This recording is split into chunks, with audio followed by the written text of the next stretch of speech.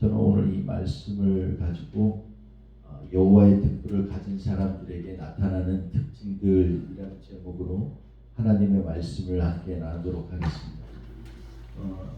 우리 지난주에 같이 말씀을 나누면서 여호람 왕에게 하나님께서 등불을 허락하셔서 그의 왕자가 끊이지 않았다는 얘기를 같이 말씀을 나눴습니다.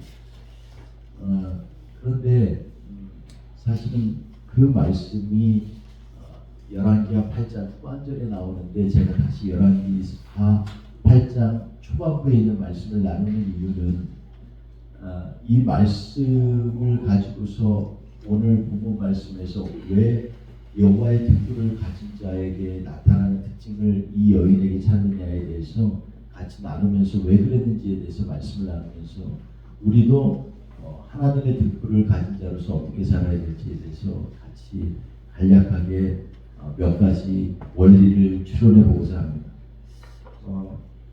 지난주 말씀 가운데 하나님께서 여호람에게 등불을 허락하셨다. 그래서 다윗에게 끊이지 않았다라는 말씀을 나누면서 과연 등불이 뭘까에 대해서 우리가 같이 말씀을 나눴습니다.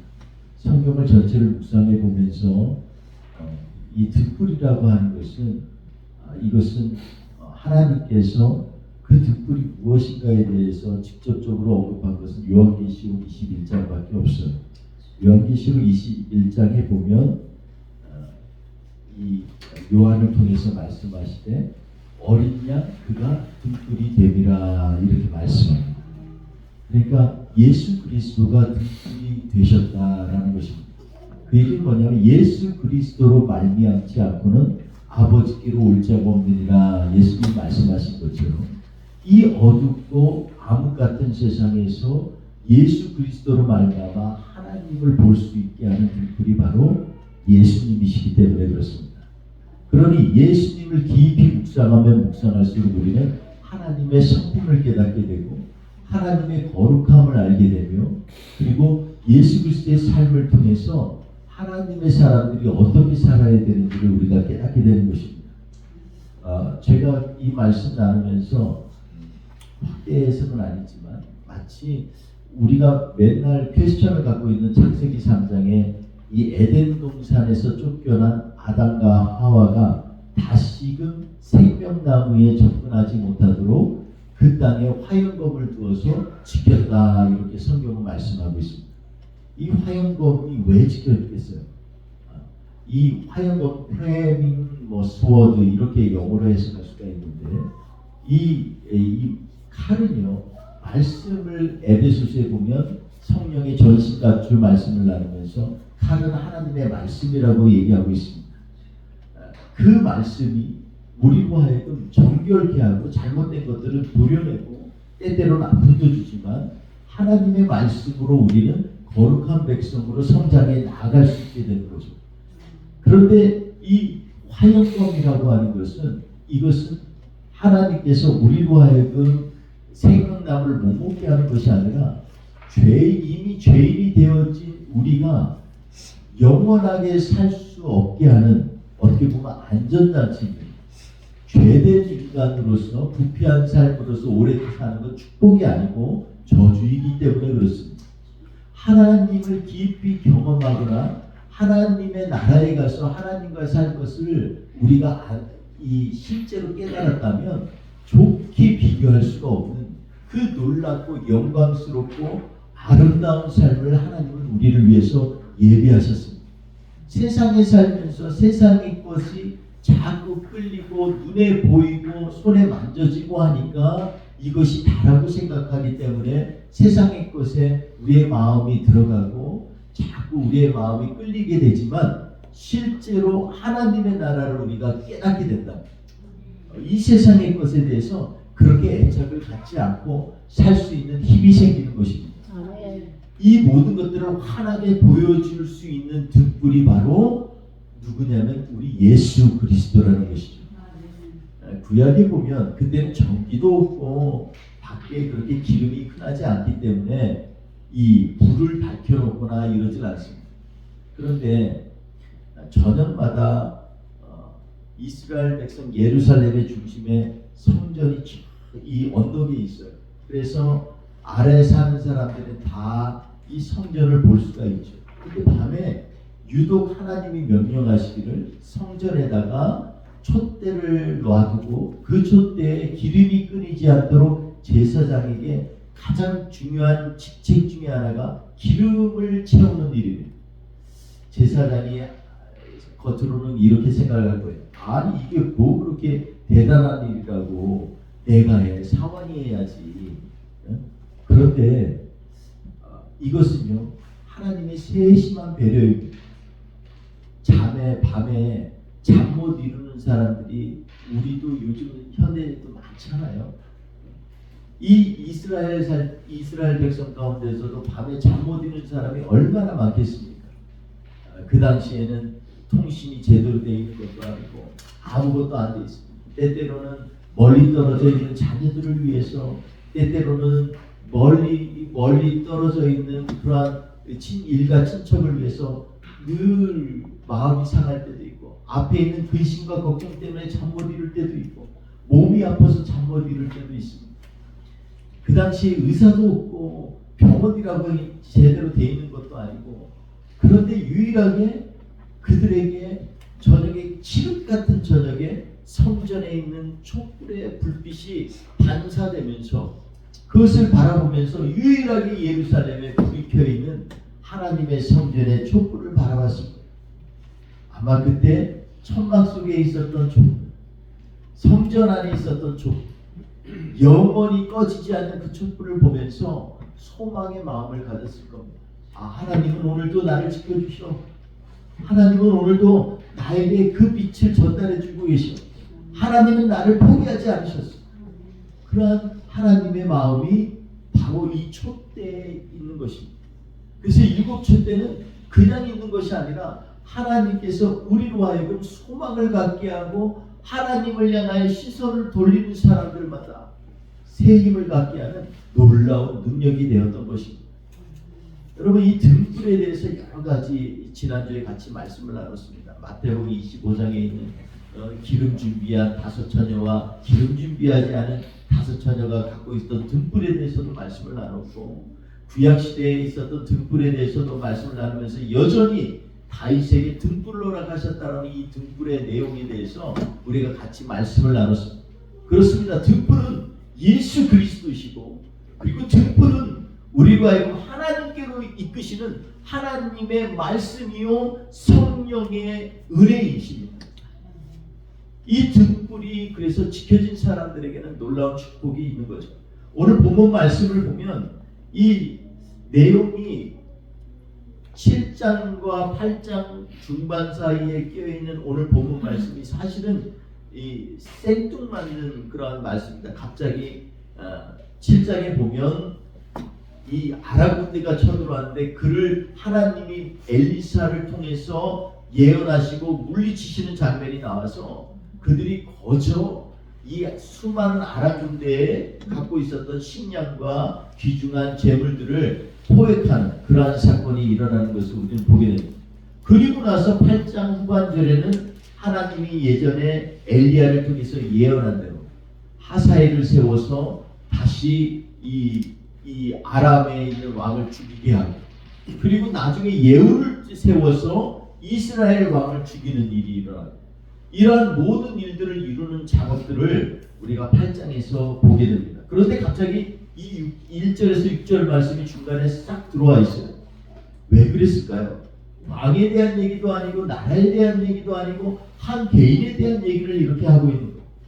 저는 이 말씀을 보면서 이게 또 시대적으로도 맞지가 않아요. 왜냐하면 오늘 본문에 나오는 이 엘리사의 이 시종 게하시는요 이미 문득병이 들었습니다. 이 상태에서 문득병이 든 사람들은 사람들과 격리되어 있게 되어 있어요.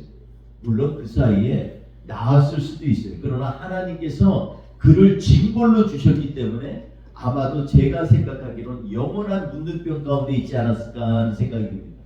그럼에도 불구하고 오늘 이 말씀을 이 중간에다 끼워넣은, 시대를 초월해서 중간에 끼워넣은 이유는 바로 중앙에 지난주에 나눴던 여호와의 등불과 관계되어 있어서 등불을 붙들고 사는 사람은 어떠한 사람일까에 대해서 말씀을 나누기 위해서 성경 저자는 이 본문을 끼워넣지 않았을까 하는 생각을 해보게 됩니다.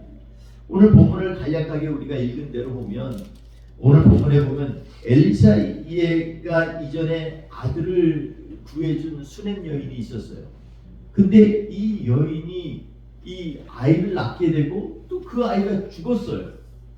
그래서 엘리사에게 간절히 붙들고 이 살려달라고 할 때 엘리사가 가가지고 그 아이를 살려낸 사건이 일어난 그 여인입니다. 근데 이 여인에게 어느 시절이 지나서 갑자기 엘리사가 하나님께서 이 땅에 기근을 7년을 준다라는 그러한 말씀을 주셨을 때 제일 먼저 떠올린 사람이 바로 이 수냄 여인이었습니다. 그래서 이 여인에게 가서 얘기를 합니다. 지금부터 7년 동안 여기에 큰 기근이 있다. 그러니까 다른 곳에 거주하다가 7년 이후에 돌아와라 라고 얘기를 합니다. 이 여인은요, 이 엘리사의 이러한 얘기를 보면 엘리사가 항상 지금도 오히려 더 충성스럽게 더욱더 열심으로 엘리사를 섬겼던 그러한 여인이 아닐까 하는 생각이 듭니다. 한때 사역의 한 부분으로서 만난 여인이 아니라 계속해서 인격적인 관계를 가지면서 이 여인을 통해서 엘리사와 그의 식솔들과 그 선지자들이 많은 공개를 받았지 않았나 하는 생각이 들어요. 그러니까 이 어려운 일이 생기니까 문득 생각난 게 첫 번째가 뭐냐면 이 나라 어떡할까가 아니라 이 여인부터 빨리 구해야겠다라는 마음을 갖지 않았을까 하는 생각이 듭니다.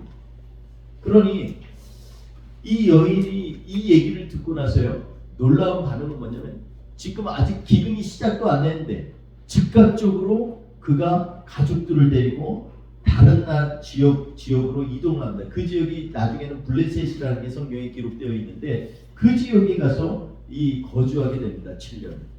그리고 기근이 진짜 말한 대로 1년, 2년, 3년 계속 되어졌어요.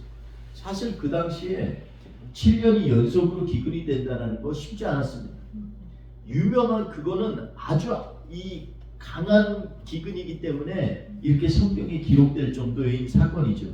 마치 옛날에 야곱에게 요셉이 꿈을 꾸고 나서 7년 동안 앞으로 큰 풍년이 있고 그 다음에 큰 기근이 있는데 그것을 대비해서 자기 요셉이 사람 그 자녀들을 이 야곱의 모든 식수들을 데리고 이 애굽으로 피신하게 하는 그러한 사건이 떠오르게 됩니다. 똑같이 여기서도 지금 7년의 환란이 있습니다. 근데 이 여인은요, 즉각적인 순종을 했습니다. 어떻게 한편으로 보면 야곱보다도 더욱더 귀한 믿음을 가진 사람. 야곱은 하나님이 말씀하셔서 말해 요셉이 강권에서 보러 오라고 하니까 자식 보러 간 거예요. 그런데 하나님의 섭리는 그걸 통해서 이스라엘을 구원하시고 그리고 그들이 이 애굽에서 장성하게 아주 큰 민족을 이루어서 다시 돌아가게 하는 커다란 계획을 갖고 계신 거죠. 그런데 이 여인은 즉각적으로 엘리사가 앞으로 7년의 기근이 있다 피하라고 할 때 즉각적인 순종을 한 여인입니다. 그리고 그는 블레셋에 가서 7년을 거주했죠. 그리고 돌아왔는데 돌아와 보니 그 당시에 있었던 사건들처럼 흔히 있었던 일들처럼 이미 땅은 빼앗기고 토지와 수산도 남의 걸로 넘어간 것처럼 보입니다. 그래서 이 여인이 지금 왕에게 호소하러 가는 중이에요. 근데 중요한 것은 여기에 보통 이 여자가 왕에게 호소하러 가지가 않고 가장이 가게 돼 있는데 안 가는 걸 보면 이때는 이미 남편이 없는 그런 상황이 아닌가 우리가 조심스럽게 생각해 볼 수가 있겠습니다. 그런데 그때 해필이면 왕은요 게하시를 불렀어요. 엘리사의 이 시종이었던 게하시를 불러가지고 얘기를 합니다. 야, 엘리사의 큰 일을 내게 좀 보아라. 내가 좀 알아야겠다. 북이스라엘은 우상을 섬기는 나라잖아요. 그리고 이 여호람은요 계속해서 이 악한 왕으로 성경에는 기록이 되어 있어요. 물론 그의 아버지 아합 같지는 않았지만 그럼에도 불구하고 여전히 악한 길을 가는 왕이었습니다. 그런데 이 왕이 문득 엘리사의 그 큰 일들을 다시 한번 되새기고 싶은 거예요. 여러분 거기에 보면 우리가 성경에 나와 있는 엘리사의 이전만 해도 16가지의 이적이 나옵니다. 우리가 잘 아는 것처럼 요단강을 갖다가 이 마른 땅으로 건너간 사건이라든지 여리고의 쓴물을 단물로 변화시킨 사건이라든지 열왕기하 2장에 계속해서 유다의 그런 무례한 청년들이 대머리라고 놀릴 때 그들을 갖다가 곰을에게 그들을 저주하면서 곰에게 죽이게 한 사건이라든지 광야에서 물이 없어서 이스라엘군들과 죽어갈 때 웅덩이를 파라 그러고 거기에 물을 오게 해서 그것으로 먹인 사건이라든지 가난한 과부를 기름병에 의지하는 선지자 과부를 가지고 과부가 하소연할 때 그에게 기름을 계속 끊이지 않게 주어서 생명을 연장하게 하는 사건이라든지 그리고 이 자녀가 없는 오늘 본문에 나오는 수넴 여인에게 전혀 생각지 못한 아이를 갖게 하는 사건 그뿐만 아니라 그 아이가 잘 자라다가 죽었어요. 그리고 그걸 다시 살린 사건이라든지 독이 든 그 국 때문에 선지 생도들이 다 죽겠나이다 할 때 그걸 갖다가 가루를 넣어서 그 물을 그 습을 바꿔서 맛있는 건강한 습으로 바꾼 일이라든지 빵 20개로 100명을 먹인 사건이라든지 나만 장군의 문둥병을 고친 사건이라든지 우리가 잘 아는 것처럼 물에 빠진 도끼를 건져낸 사건이라든지 사환으로 하여금 두렵고 떨리는데 아람 군대가 포위하고 있을 때 천군 천사를 보게 한 사건이라든지 아람 군대에게 눈을 멀게 해서 사마리아 성 중심으로 가게 하고 다시 또 눈을 뜨게 한 사건이라든지 그리고 열왕기하 13장 나중에 우리가 나눌 그곳에 보면 이미 죽은 엘리사인데도 죽어서 한참 죽어서 뼈밖에 안 남았는데 그 뼈가 있는 불에 죽은 시체를 던졌는데 살아난 사건이라든지 이런 걸 보면은요 엘리사를 통해서 하나님은 엄청난 엘리사에게 능력을 주실 뿐만 아니라 그걸 통해서 하나님의 영광을 일으키셨던 그러한 위대한 선지자였던 걸 알게 됩니다. 그런데 오늘 본문에 보니까 게하시가 유독 죽은 아이를 살리신 사건 물론 죽음 가운데 부활시킨 사건이 얼마나 대단합니까? 이 일을 갖다가 지금 왕에게 고하고 있는 거예요. 왕이 그 일을 들으면서 아마도 엄청난 충격을 받았을 거예요. 아니 엘리사가 얼마나 하나님의 귀한 종이면 하나님께서 그를 통해서 죽음 가운데에서 부흥케 하셨을까 이런 생각을 하게 됐을 거예요. 저는 이 말씀을 통해서 이 얘기를 하는데 너무나 절묘한 타이밍에 그때 바로 그 여인이 자기의 억울함을 호소하려고 왕에게 왔다. 마침 어떻게 그렇게 절묘한 타이밍 우리가 볼 땐 정말로 퍼펙트한 타이밍에 이 여인이 왕에게 와서 내가 이랬다. 근데 그때 그냥 여인이 왔으면 왕이 무시하거나 혼낼 수도 있는데 게하시가 바로 얘기하면서 제가 얘기한 죽었던 아이를 살렸던 그 집안의 어머니가 바로 이 여인입니다 라고 증거를 하는 이 일은요 너무나 엄청난 일입니다. 이 여인의 입장에서 보면은 든든한 지원군이 지금 게하시가 자기 얘기를 하면서 하나님의 영광을 돌리고 있고 다른 한편으로 보면 이 왕은 그래 정말 죽었는데 살았을까? 이랬는데 바로 앞에다 놓고 이 여인의 아들이 살았어요 라고 증거를 하는 간증이 됩니다. 여러분 이 게하시는요 그 당시에 이 얘기를 하면서 바로 복음을 전하는 자의 특권을 누렸어요. 그러니까 모든 사람들이 다 어떻게 이 절묘한 타이밍에 하나님이 준비하신 예비하신 이 섭리 시간에 모든 사람들에게 하나님이 주시는 놀라운 축복의 장이 될 수 있을까에 대해서 우리가 다시 한번 보면서 새삼 놀라움을 전하게 됩니다.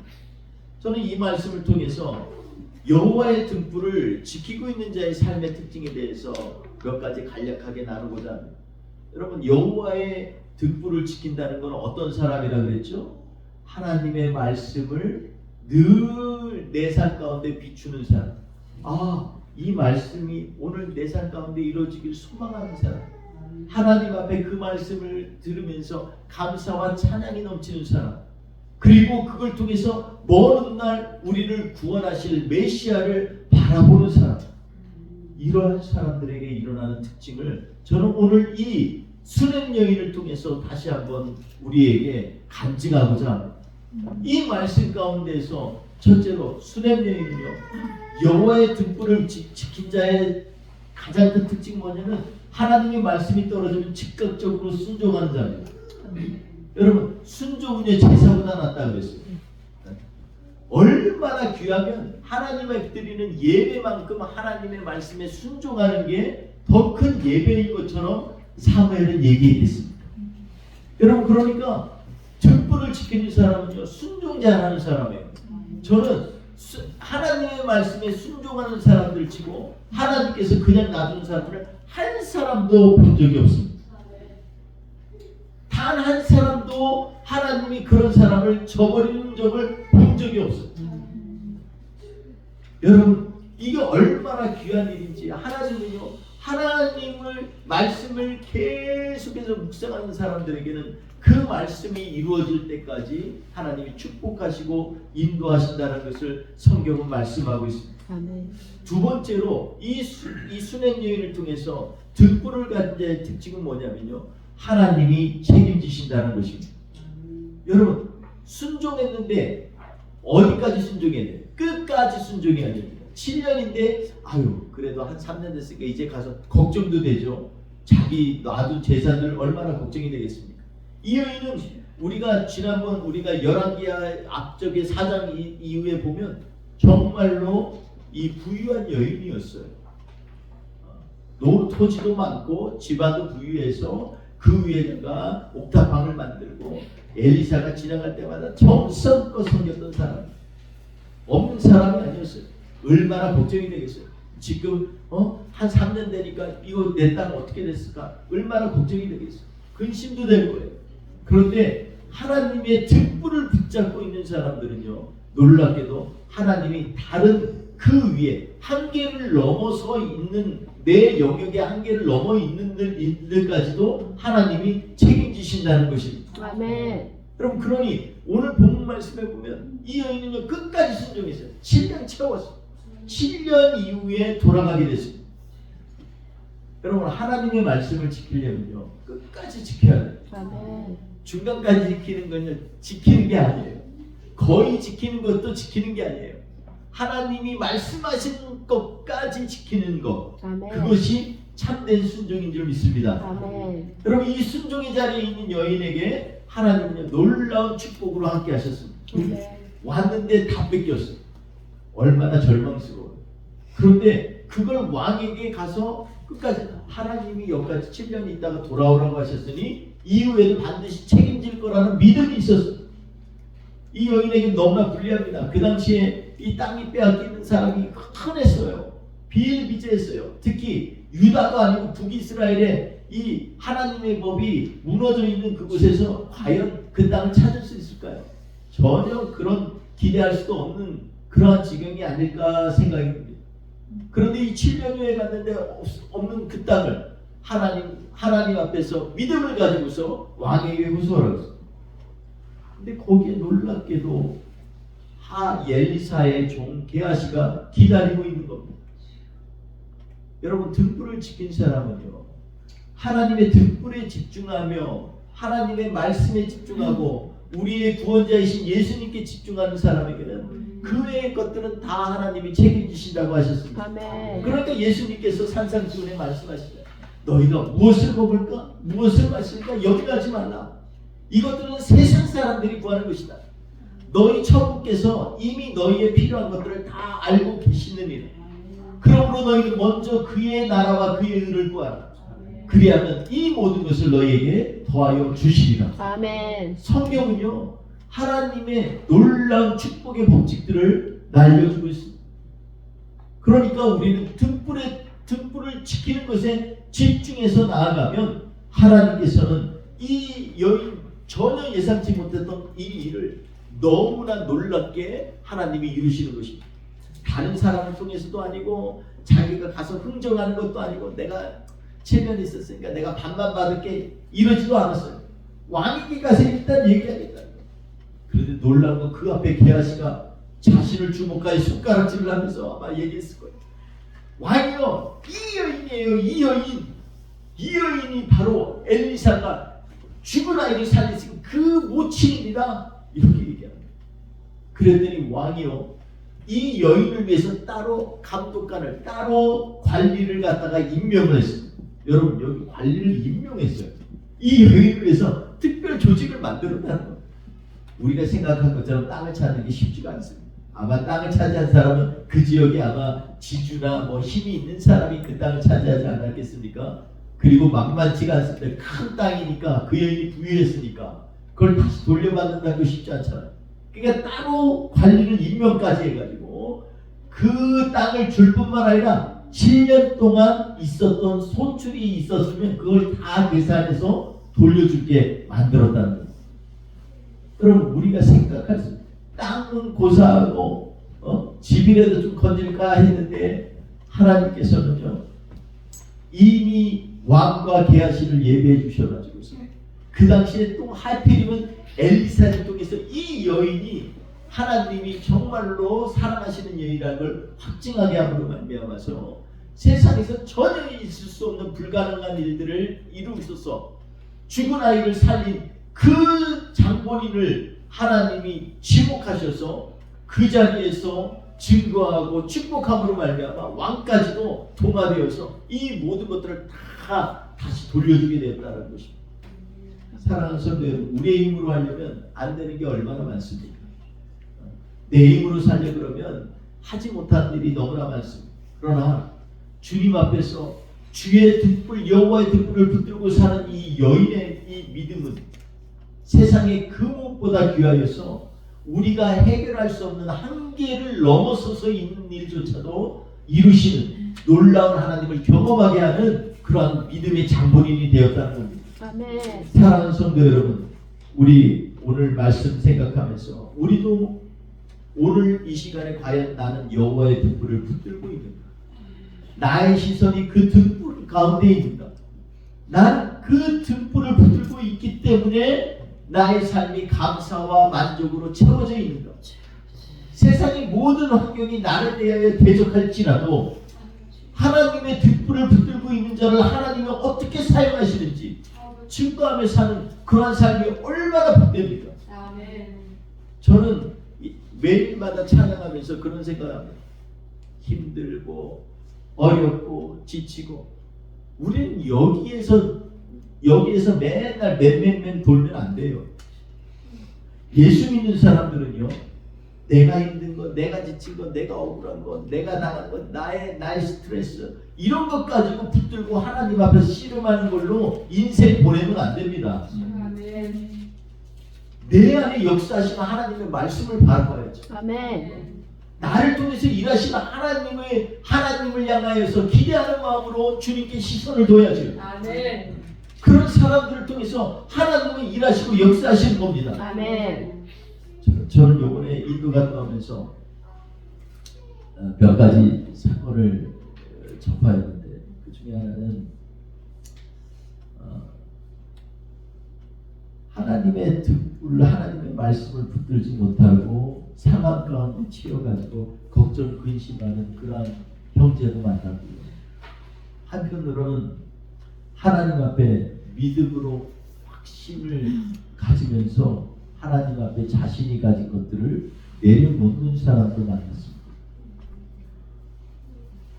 나중에 제가 간증할 때는 이 둘의 차이가 어떤 것인지에 대해서 간증할 날이 오지 않겠어요? 근데 저는 확신합니다. 하나님 앞에 생명 걸고 하나님 붙들고 사는 사람들은요, 성령의 역사와 능력이 일어나게 되어 있습니다. 아멘. 제가 요번에 가면서 학교를 짓는 것도 기도하면서 갔어요. 근데 손에 쥔 결과는 하나도 없었어요. 갈 때는 그래서 단순히 집중하기, 요번에는 내 마음에 주신 대로 아이들에게 말씀 전하는 것만 집중하자. 아이들이 어떻게 성경을 읽어야 되는지 좀 가르치는 거에만 관심을 갖자. 이러면서 거기에 집중했어요. 근데요, 도착했을 때 되게 힘들었거든요. 왜냐면 며칠을 갔다가 계속 비행기 타고 기차 타고 그래가지고 힘든데, 우리 제자가 저한테 도착하자마자 이 염소고기로 만든 이 라이스를 사줬어요. 그래서 라이스하고 염소고기를 이렇게 해서 준 거예요. 다른 반찬이 없어서 그게 계속해서 이번에 너무 굶었기 때문에 너무 꿀맛이었어요. 너무 행복했어요. 그 이후로 저녁에 이제 사용을 하고 기도를 해주고, 근데 그걸 갖다가 간증하면서 내가 중보기도 하는 분한테 이렇게 몇 분한테 이렇게 그 얘기를 나눴어요. 그런데 놀라운 건요, 건축 얘기도 안 했는데 그날 바로 그날 아침에 새벽 하루 자고 새벽에 하나님 앞에 찬양하면서 일어났을 때 연락이 왔어요. 목사님, 저 기도하고 있는데 왜 연락 안 하셨어요? 그래가지고 요번 5월달에 한 달 미뤄져서 4월로 얘기했는데 한 달 미뤄져서 5월달에 그것도 또 다른 목사님, 이 선교 사회를 이끄시는 한 목사님이 계시는데, 선교를 하시는 목사님 계시는데 그분과 또 그 교회 원로 목사님과도 교회과정이 같이 오겠다고 이렇게 했어요. 전혀 제가 알지도 못하는 분이고 전혀 생각지도 못한 목사님들. 근데 이분들이 놀란 건요, 가가지고서 이미 그 지역에서 한 300km 떨어져 있는 곳에 있는 한 선교사님을 선교하고 왔는데 이분들이 저에 대해서 물었대요. 근데 놀랍게 그 선교사님이 저에 대해서 설명을 하면서 저를 갖다가 너무너무 칭찬을 해야 되는 거예요. 사실 그 선교사님을 제가 잘 몰라요. 그런데 하나님은요, 전혀 생각지 못하는, 전혀 내 방식이 아니에요. 그래서 그분들도 같이 와서 이 학교는 반드시 정말로 성교육 정말 중요한 전초기지 같이 사용될 수 있다는 확신을 가지고 이번에 와서 기도하면서 결정하겠다고 이렇게 같이 오겠다는 거예요. 저는 그 말씀 들으면서 하나님이 일하신 거 참 우리의 생각, 우리의 상상 정말 이런 걸 뛰어넘는 거구나, 이런 걸 깨달았습니다. 여러분, 우리 교회도 마찬가지예요. 우리 교회가요, 자꾸 우리의 처지만 가지고서 고민하고 묵상하고, 성경은요 나의 상황을 묵상하라고 한 적이 한 번도 없어요. 성경은요 오늘도 살아 역사하시는 하나님의 말씀을 묵상하라는 거죠. 그 말씀이 어떻게 역사하신지를 기대하라 그러는 거죠. 그러니 우리가 말씀 묵상할 때 내가 갖고 있는 그 어려움을 묵상하라고 성경은 얘기하지 않습니다. 그걸 넘어서서 일하시는 하나님의 말씀을 증거하고 간증하고 히어링하는 게 바로 성경 공부예요. 하나님께서 우리를 갖다 여기해 주신 거에 대해서 저는 한편으로는 하나님이 일하실 수 있는 그런 놀라운 이 환경을 하나님이 만드셨다라는 기대가 있습니다. 그럼 우리 그러한 기대를 가지고 말씀 붙들고 나아가는 우리 공동체가 될 줄 압니다. 오늘도 우리가 등불 붙잡고 하나님의 등불을 간절히 사모하는 마음으로 이번 한 주도 주님과 동행하는 우리 사랑하는 성도님들 되시기를 주의 이름으로 축원드리겠습니다. 기도합니다. 좋으신 하나님 아버지, 우리 한계를 넘어서 일하시는 하나님, 그 하나님을 믿고 의지하며 나아갑니다. 하나님, 다시 한번 돌이켜보면 감사의 제목밖에 없습니다. 우리를 은혜로 보듬어 주시고 우리를 부끄러운 모습도 감추어 주시고 우리로 하여금 새 힘을 갖게 하신 하나님 주님을 찬양합니다. 아멘. 오늘도 그 하나님을 우리의 입술로 고백하고 찬양하면서 다시 한번 우리 삶 가운데 주님을 의지할 수 있고 믿음의 결단이 일어날 수 있고 수냄 여인처럼 하나님 말씀에 즉각적으로 순종하고 주님의 축복을 기대하며 사는 하나님의 백성처럼 우리도 주의 말씀 붙들고 가슴에 깊이 간직하면서 주님이 일하시는 것을 설레임으로 기대하고 하나님의 사람들 되게 하여 주옵소서. 우리 같이 찬양으로 고백하며 한 번 더 주님 앞에 고백합니다.